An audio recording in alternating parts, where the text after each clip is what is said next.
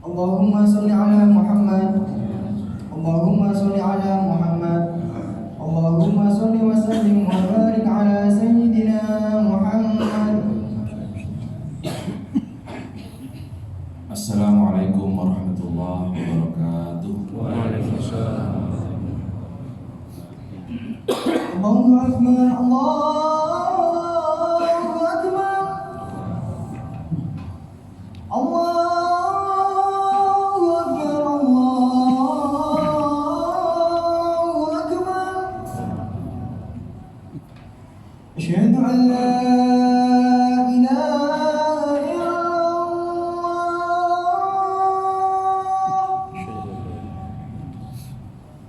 Asyhadu an la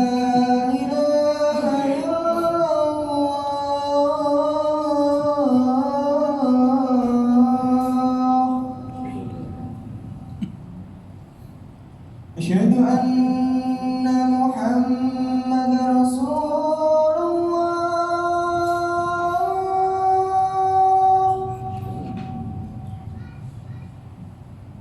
أشهد أن محمد رسول الله.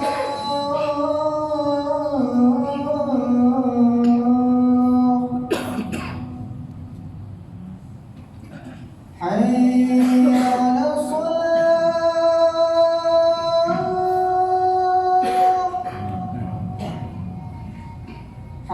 حي على الصلاة.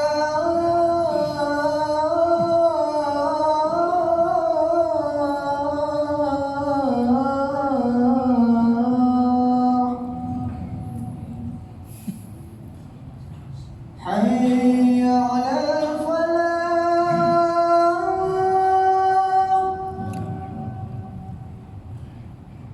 حي على الفلاح.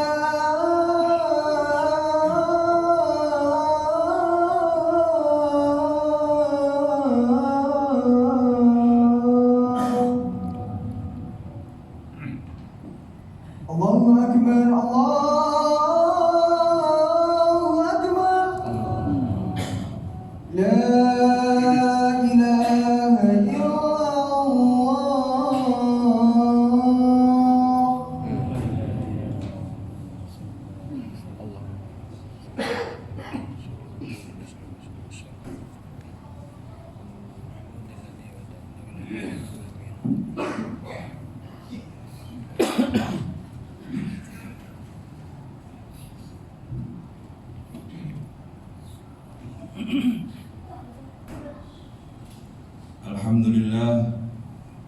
Alhamdulillahilladzi arsyada 'uqula awliyaihi ila tauhidihi wa hadaha wa thabbata kalimatal ikhlasi fi qulubi ahbabihi ala amwajil imtihan bismillahi majriha wa mursaha wa amma basairul munafiqina lamma adbarat 'anid dini falam tajibhu lamma da'aha Subhanahu min jabbarin azim la yumathal wa la yudaha Fajalla rabban wa azza mulkan wa ta'ala ilaha Ahmaduhu subhanahu ala ni'amihi allati la tatanaha Wa ashhadu an la ilaha illallah wahdahu la sharika lahu shahadata man arafa madlulaha lamma talaha Wa ashhadu anna Muhammadan 'abduhu wa rasuluhu الذي بين كلمة التوحيد لفظها ومعناها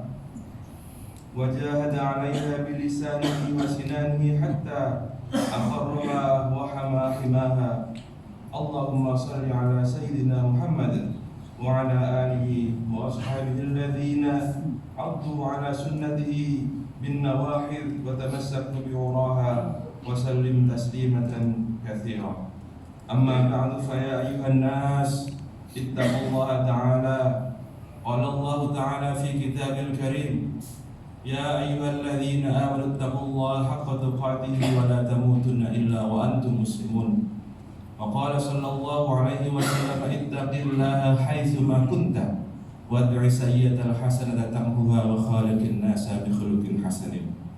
Hadirin jamaah salat Jumat Darut Taubah yang diberkati Allah Subhanahu wa taala, izinkanlah pada kesempatan yang penuh kita semuanya untuk meningkatkan takwa kita kepada Allah Subhanahu wa taala. Ittaqillaha haitsu ma kunta. Bertakwalah kalian semuanya di tempat manapun kita berada. Hadirin jamaah salat Jumat Masjid Darut Taubah, pada kesempatan salat Jumat kali ini izinkanlah kita mari merenungkan apa yang telah disematkan oleh Allah Subhanahu wa taala kepada kita sebagai umatnya. Sebaik-baiknya panduan bagi kita adalah panduan yang bersumber kepada kitab kita, yaitu Al-Qur'anul Karim. Allah memberikan nisbat kepada kita dalam berbagai macam fungsi, dalam berbagai macam bentuk, dalam berbagai macam format. Salah satunya adalah bahwa Allah telah menahbiskan kita sebagai umat. Dalam Al-Quran disebutkan, wa kadzalika ja'alnakum ummatan wasatan litakunu syuhada'a 'alan nas wa yakuna ar-rasulu 'alaikum syahida. Dan demikianlah ja'alnakum, aku jadikan kalian semua itu ummatan wasatan, yaitu umat yang tengah-tengah, umat yang moderat. Al-wasatu di dalam berbagai macam tafsir Al-Quran disebutkan ma bainat tarafaini, yaitu sesuatu yang berada di tengah-tengah dua tepi, dua ekstrim. Rasulullah Shallallahu Alaihi Wasallam juga pernah dalam salah satu hadisnya, khairul umuri awsatuha, sebaik-baiknya perkara itu adalah yang paling wasat.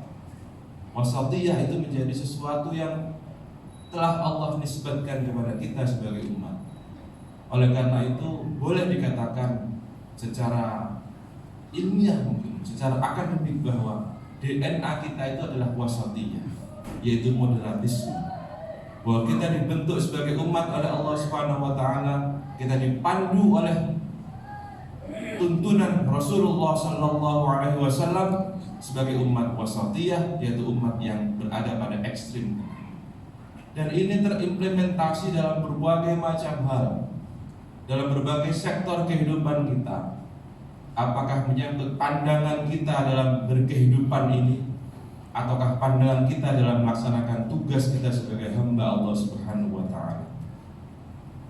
Di dalam kaitannya dengan pandangan kita sebagai makhluk Allah, Allah menyebutkan dan Allah memerintahkan kita bahwa kita ini dalam kehidupan tidak boleh hanya berorientasi kepada ukhrawi saja, tetapi kita juga harus berorientasi pada duniawi.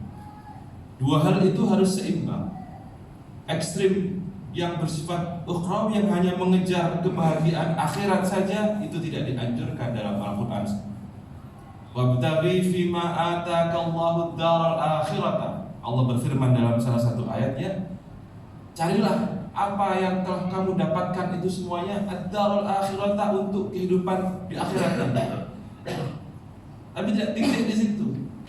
Yang kita lakukan di dunia ini diperintahkan oleh Allah untuk kita orientasikan pada kehidupan kita, bukan hanya di dunia tapi juga di akhirat. Tetapi berikutnya, wala tansa nasibaka minad dunya, tetapi jangan kau lupakan bagianmu di dunia ini. Itu artinya apa? Pandangan yang bersifat materialistik itu bertentangan dengan ajaran agama Islam, melawan garis nasib kita, DNA kita, atau kode genetik kita yang telah disematkan oleh Allah Subhanahu wa taala sebagai ummatan wasata, yaitu umat yang berada pada dua ekstrim yang saling bertentangan. Oleh karena itu, kadang-kadang dalam kehidupan kita memiliki atau bertemu dengan banyak orang yang punya pandangan hanya materi saja, yang dikejar hanya duniawi saja atau materialistis. Kadang-kadang kita juga bertemu dengan sekelompok orang yang pandangannya itu adalah pandangan ukhrawi saja, seakan-akan dunia ini hanyalah sesuatu yang tidak perlu dan tidak penting. Oleh karena itu kita dianjurkan, dan tuntunan kita dan garis yang telah diberikan oleh Allah Subhanahu wa taala, bahwa kita ini adalah diciptakan, wa kadzalika ja'alnakum, aku jadikan kalian semua itu ummatan wasatan, yaitu umat yang tengah-tengah. Wasatan juga punya pengertian yang adil.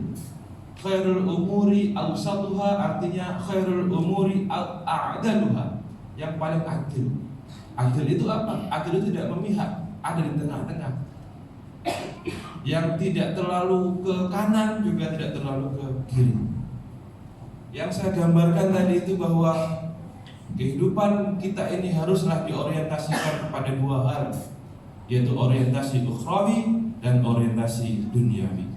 Tetapi disebutkan ad-dunya mazru'atul akhirah, bahwa yang kita lakukan di dunia ini semuanya adalah tempat kita menanam kebaikan yang nantinya akan kita tuai hasilnya di akhirat nanti. Hadirin jamaah salat Jumat Masjid Darut Taubah yang diberkati oleh Allah, demikian pula dalam pandangan kita mengenai ibadah.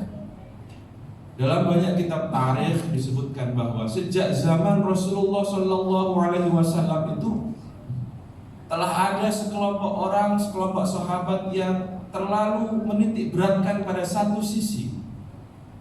Pandangan-pandangan yang tidak wasatiyah, tidak moderat. Satu saat Rasulullah SAW bertemu dengan kelompok sahabat yang dianggap oleh beliau terlalu berlebih-lebihan dalam ibadah. Bertemu dengan 3 orang. Satu orang, ya Rasulullah, saya ini karena mengikuti jejakmu, saya berpuasa terus menerus, tidak pernah saya tidak berpuasa.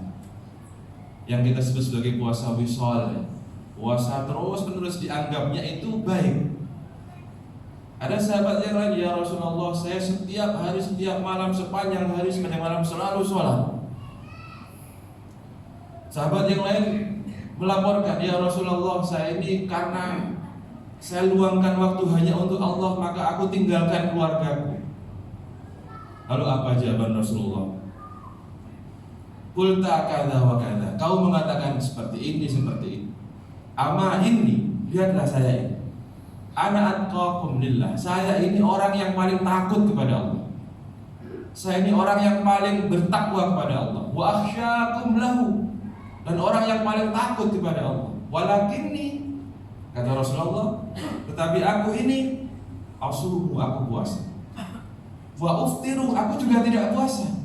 Artinya apa? Saya tidak terus-menerus berpuasa. Wa usalli, saya juga sholat malam, sholat tahajud. Wa arqudu, tapi saya juga tidur, nggak terus-menerus panjang hari sholat terus. Seakan-akan ibadah mahdhah itu adalah sesuatu yang diinginkan oleh agama kita. Dan yang terakhir, wa tazawwajun nisa, saya juga menikah. Saya juga bergaul dengan istri saya juga tidur dengan istri saya juga istirahat dengan menemani istri saya. Jadi pandangan-pandangan yang ekstrim bahwa seakan-akan ibadah itu satu-satunya kebaikan, itu adalah pandangan yang ekstrim. Tapi satu sisi, pandangan bahwa orang tidak butuh pada ibadah, yang dikejar hanya dunia biasa saja, juga pandangan ekstrim yang lain yang tidak boleh kita ikuti. Oleh karena itu, jelas dalam Al-Quran tadi itu bahwa kita diminta untuk bersifat adil, tawassut atau wasatiyah, bersikap moderat, biasa-biasa, tengah-tengah. Rasulullah mengatakan, bu'ithtu bil hanifiyyatis samha. Aku ini diutus sebagai Rasul dengan agama yang lurus ini, as-samha, dengan berbagai macam kemudahan. Apa tujuannya? Tujuannya adalah agar kita sebagai umat Islam ini di dalam melaksanakan ibadah kepada Allah yang merupakan kewajiban kita.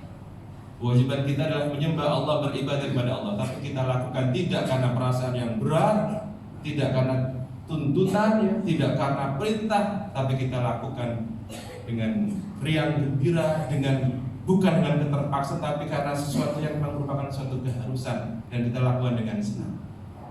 Dalam redaksi yang lain, bu'ithtu 'alal hanifiyyatis samhatis sahlah. Jadi Allah melalui Rasulullah sallallahu alaihi wasallam sudah mengukur ukuran ibadah yang kita lakukan ini. Bukan ibadah yang terlalu berat, juga tidak terlalu ringan. Coba bayangkan misalnya, awalnya sholat itu disyariatkan oleh Allah Subhanahu wa taala kepada kita bukan 5 kali tetapi 50 kali. Tapi kemudian Allah memberikan keringanan karena permintaan, karena ukuran yang dimiliki oleh Rasulullah bahwa umatku ini aku ukur kemampuannya itu akhirnya diwajibkan oleh Allah kepada kita dalam sehari semalam kita sholat wajibnya itu adalah 5 kali.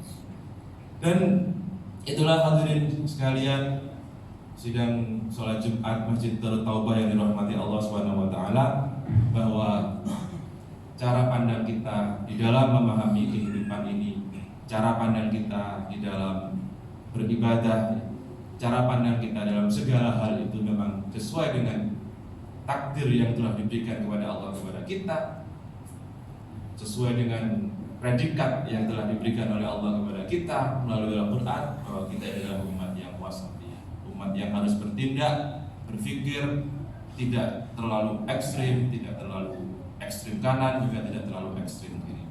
Bahkan dalam disebutkan dalam Al-Quran, orang yang terlalu berlebih-lebihan disebut sebagai al-ghuluw fiddin. Al-ghuluw fiddin, berlebih-lebihan dalam agama sehingga meninggalkan kehidupan dunianya itu sesuatu yang tidak diajarkan di dalam ajaran agama kita. Ini adalah poin-poin penting yang mungkin bisa kita jadikan sebagai suatu renungan bagi kita semua menghadapi kehidupan yang terglobalisasi ini. Kita sekarang ini di era yang modern sekarang ini seringkali mendapatkan berbagai macam informasi-informasi terkait masalah-masalah agama melalui berbagai macam sumber. Kalau dulu kita mungkin mendapatkan ajaran agama itu melalui sumber-sumber yang terverifikasi, melalui guru kita, melalui ulama, melalui ilmuwan, ya, melalui tokoh-tokoh agama. Tetapi seringkali di masa-masa sekarang kita ini sering mendapatkan informasi-informasi keagamaan dari sumber-sumber yang tidak terverifikasi, datang dari berbagai macam sumber, dari internet, dari media sosial, dari grup sebelah dan lain sebagainya. Inilah yang membuat kita harus benar-benar kembali kepada tuntunan kita, kepada ajaran kita, bahwa sebaik-baiknya panduan adalah panduan Allah Subhanahu wa taala yang telah ditegaskan dalam kitabnya, yaitu Al-Qur'anul Karim. A'udzu billahi minasyaitonir rajim.